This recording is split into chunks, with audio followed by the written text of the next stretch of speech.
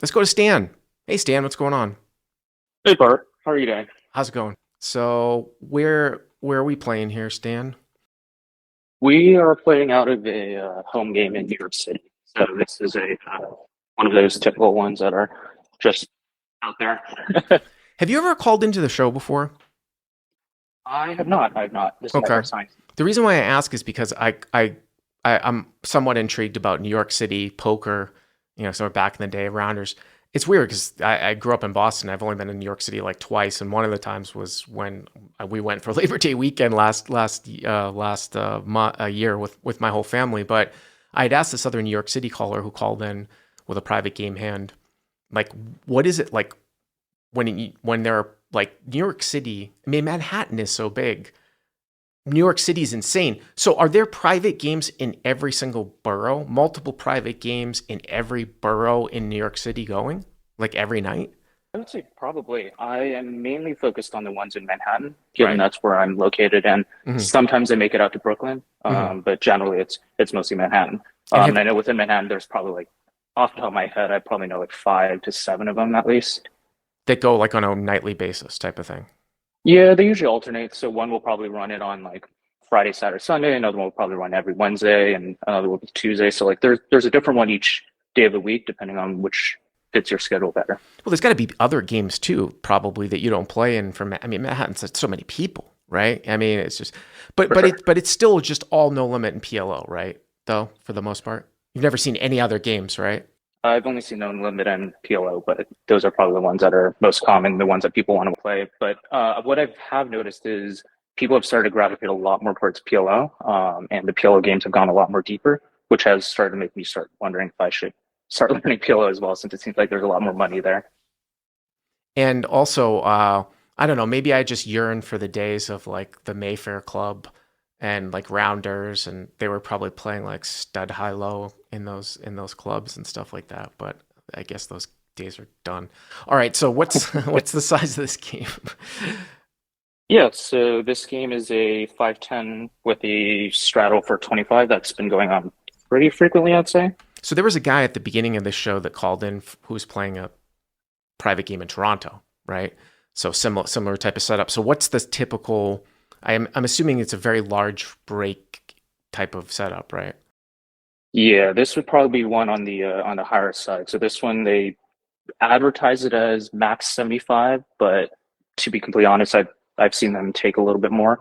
But I think 75 is probably what technically it should have been. If any of you are not familiar with private games, there's a term called pancaking, and pancaking is when the dealer basically steals out of the pot more rake than they're supposed to take. They call that pancaking, which is sometimes encouraged in these games where, like you said, like the advertises some rake up to 75, but you've seen them take more.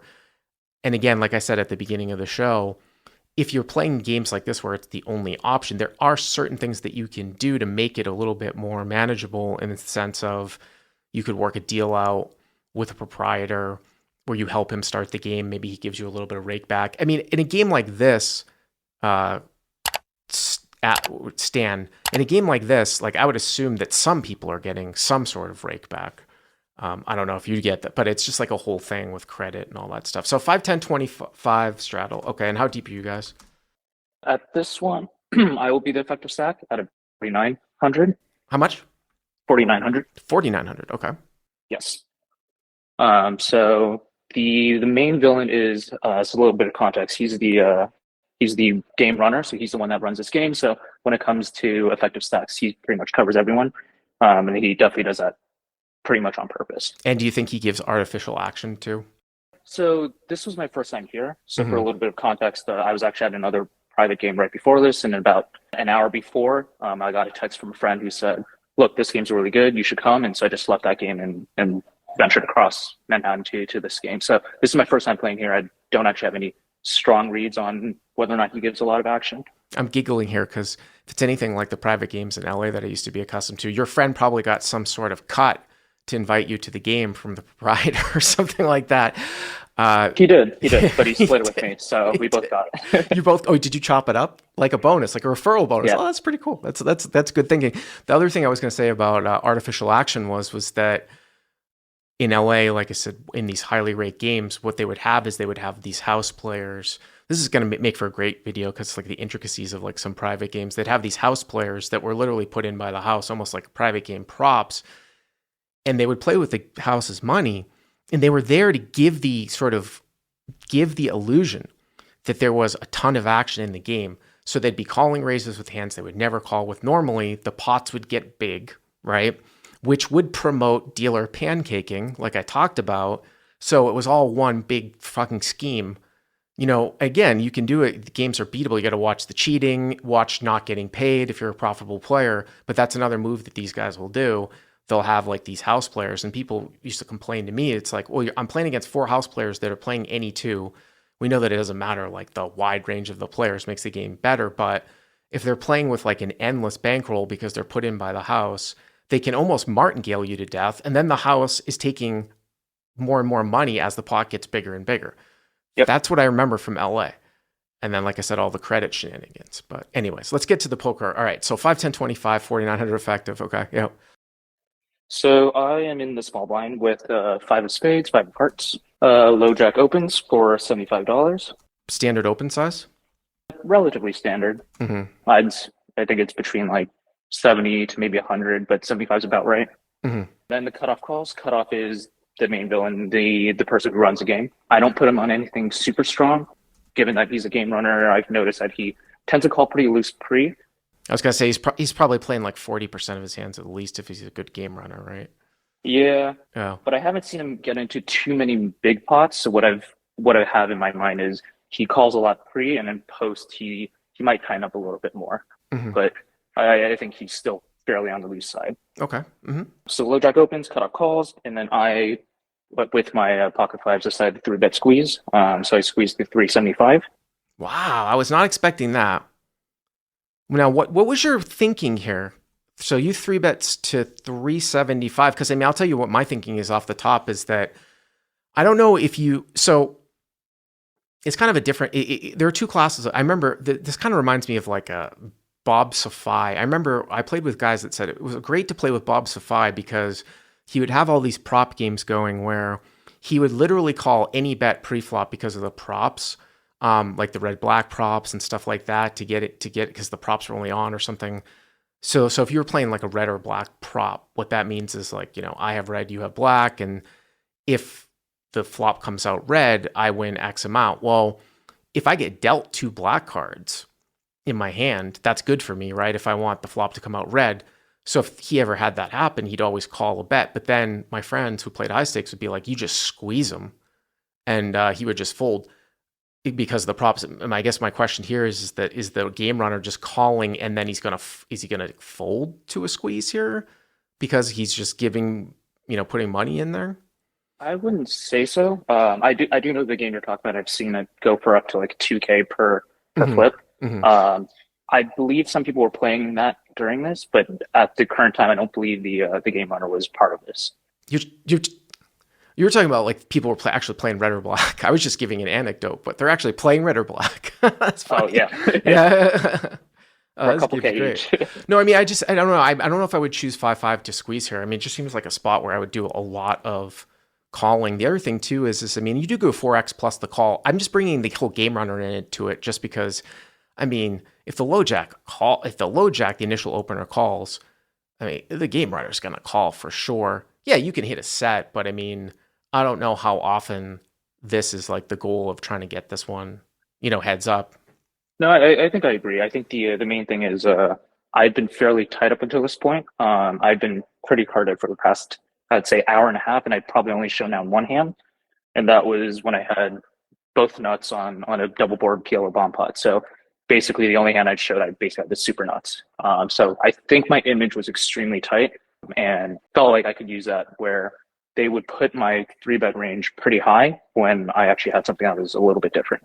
Right, but you can see how a composition of hand, like a hand having like a 10-9 suited, I would much rather have if I expect post-flop calls than having 5-5, just because of obviously the barreling, the structuring correctly, backdoor equity, barreling equity, things like that, right? 5-5 is very hard. That's fair. But anyways, okay, so you 3-bet to 375, and what happened? Yep. Flop. The low jack folds, and then the cutoff calls. Low jack folds. Okay, and so the Yes, it cutoff does. double flats, the game runner double flats. Correct. I Correct. say double flat, he called and called. So cutoff calls. I would assume that this would be a very collapsed range. And what I mean by that is this can never really be a strong hand unless he's been known to play some sort of trap, because he should be three betting, nines, tens plus, ace, king, ace, queen. So he doesn't have any of this. This is a little interesting spot here too, because I don't know, I don't remember exactly what's going to happen, but I've always talked about this. I'm probably going to at some point do a new version of small stakes exploits for CLP. We already have 21 or 22 of them that we covered over the weekend in that small stakes, how to crush the small stakes video that I did over the weekend. But another one of these that we released on YouTube, but another one of these is that when when non-thinking players double flat, they don't realize that having like a top pair type of hand that they get to the river with could very well be one of the best hands that they're ever going to have at the end. And they will probably overfold to massive aggression just because of their, like, say he called here with Queen Jack, right? And the board came out Jack high, and you went bet, bet, bet, putting a lot of pressure on him, for all his money. There's a lot of live players that aren't going to put their entire stack in with like Queen Jack or Jack 10 as top pair.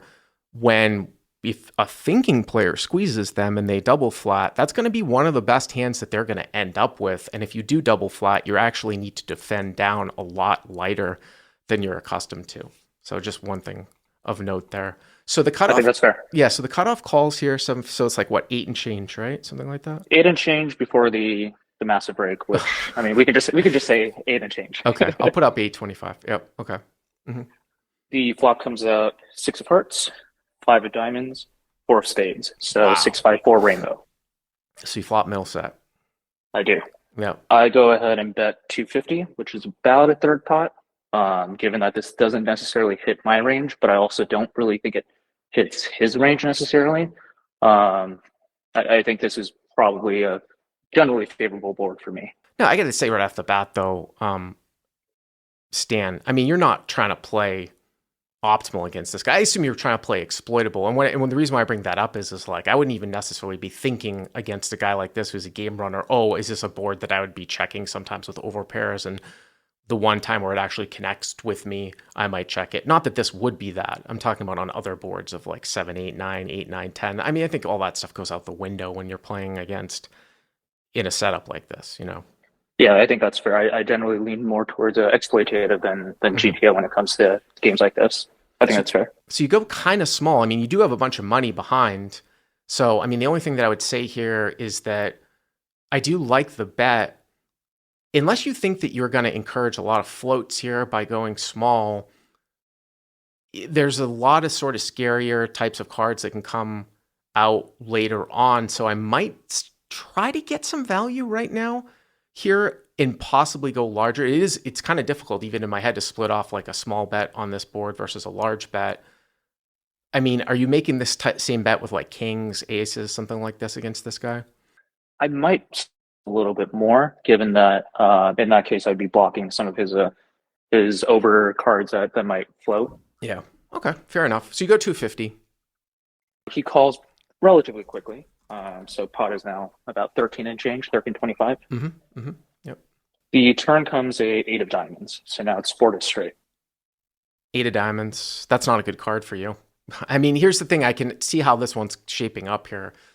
And I don't even remember the run out or the thing, but I can just say, because I always say this on my podcast and we're doing hand rating, when we get to rivers, when you bet small on the flop, that means that your opponent's going to have a larger volume of hands that they get to later streets with, right? Like we talked about possibly floating, something like that. So when you take and you have people who are going to have a larger volume of hands getting to the turn, like maybe he's got like Queen Jack of diamonds or something like that, there's going to be a lot of hands that need to start bluffing. And what do you think the scariest card is for you on this board? It's probably an 8, right? It probably is an 8. So, I assume you're going to check. But what I'm saying is I'm kind of thinking ahead. Like if he puts a lot of pressure on you, I think I would probably find it pretty hard to fold unless you knew the guy, or something crazy happens. And this is different than if our hero came out and bet really large on the flop, where there isn't going to be as much of a volume of hands that would get to this turn that need to start bluffing. That's the difference. You got to look at flop sort of bet size when you're thinking about heroing down on very scary runouts. So, all right, turn to 8 of diamonds. I assume you check or what? I do. I check mostly because one, bad card for me. Two, it kind of gives him room to keep bluffing, and I just feel like it's a check 100 here. I mean, again, like, sure, you could say check 100. Are you checking if you had a 7 though against this guy? That's a good point. All right, check 99. I'm just saying. I mean, it's kind of it's just kind of interesting because if you had a 7, I mean, if you had, I was just thinking like if you ever showed up, it's hard for you to have this, but if you ever showed up with a hand here like 7-9 in a spot like this, you might even go for a check raise here.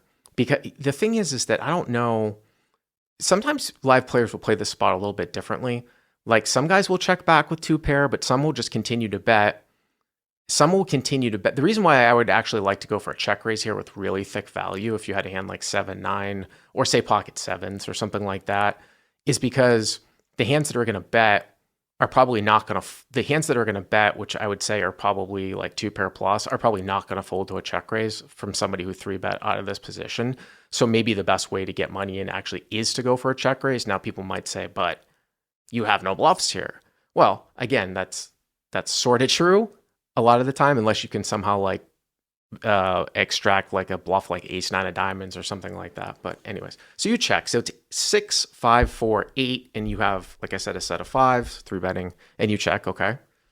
He now goes ahead and bets 800 fairly quickly, and I think for maybe 5 seconds, and then I go ahead and call. So cutoff bets 800. The game runner. And like I said, if you just listen to what I was saying, obviously you're going to call. So cutoff bets 800. Hero calls. Let me ask you this question quickly, Stan. What if you had an overpair here? If I had an overpair, I'd probably play it the same way. Would you check call the turn? I would probably check call the turn just to evaluate the river. And I think the main reason is along the lines of Fifth Street Chicken. I'm probably going to call, see what he does on a river. River could very well give me a set or give me a lot more equity. Probably not. But given that he's the game runner, I do put a lot more bluffs into his range than I would normally. And so I think Kings, for example, would be a fine bluff catch candidate. Because you think he's slightly worse than Kings being a good bluff catch candidate, maybe even a little bit better than aces, just because of the fact that he might have more ace high. So if you have aces, right, he has less ace high that peels. But if you had kings, he has more ace high that could peel. I assume is what you're going with. Yeah, I mean, and I think this would be a function of your flop bet sizing, because when I asked you what would you bet with an overpair on the flop, you said maybe you would go a little bit larger. So you might not get here with aces or kings like this, but it is interesting if you go 250. I think for the same reasons, I don't know if you can just fold if you did go 250 with an overpair. It's a much worse spot because you can't really improve, right? Unless he has 2 pair and you're trying to get the board to counterfeit. But obviously with this set, it's a clear call. Okay, so you make the call, and now we are at like 29.25, it looks like. And then you guys have put in 8,000, 15. So we get like 3,400 left, something like that? Yeah. I have about 3,400 left. Okay. Yep. All right. So let's go to the river here. The river comes a 9 of spades. So the flush draw, the backdoor flush draw misses, and nothing really changes in terms of nuts. The straight that was there is still there. No new straights come in. I guess a few new 2 pairs come in and a few new sets come in, but generally, like, nothing really changes. This to me, for all intents and purposes, was essentially a blank. Yeah, I mean, the only thing that, you're right. I don't think really anything. It's not really changing anything. It's not really changing anything unless somehow he was betting some hand with a 9 in it for protection on the turn that somehow like ran into 2 pair, like 9-8. But I don't know if he's doing that though. A lot of guys are just like, if they pair up on the turn, they'll just take a card. You know what I mean? Yeah. But he did. It's interesting that he went 2/3. Like he didn't take like a protection type of sizing. But anyway, so we're at 29.25. The board's 6-5-4 rainbow. Again, hero had squeezed with 5-5 out of the small blind in this New York home game. Turns an 8. Hero bets really small on the flop, call, turns the 8 of diamonds, backdoor diamonds, hero checks, cut off bet to 800, hero calls, 29-25 rivers, the 9 of spades. I assume you check, right? I go ahead and check again, Mm-hmm. and at this point, he immediately reaches for a massive stack, and just keeps adding onto it until there's about 3K, and then he pushes all forward, and that's 3K. So Um, just under all in. yes, I was sitting in the 2 seat, and he was in the 10 seat. This is a 10-handed game, with some people away from table, but so he couldn't exactly see, I would say, my full stack, but my guess is he probably assumed it was close to all in. Okay. I mean, I would have a hard time. I mean, you go back to like, would somebody play a 7 this way? Wouldn't they want to try to get value from overpairs when you check call and continue turn? So it is a little bit, I think it's a little bit strange, but I would just go back to what I continued to talk about. Like, the difference for me here in this hand would be if you didn't tell me the one thing that I'm going to look at besides pre-flop configuration in this hand is your flop continuation bet sizing. And if you bet on the larger side, I would do more folding here. And if you bet on the smaller side, I would do more calling. What I find interesting here on the flop, just based on flop continuation bet sizing, what I do find interesting here is that I don't know if your hand is really any different than having an overpair here.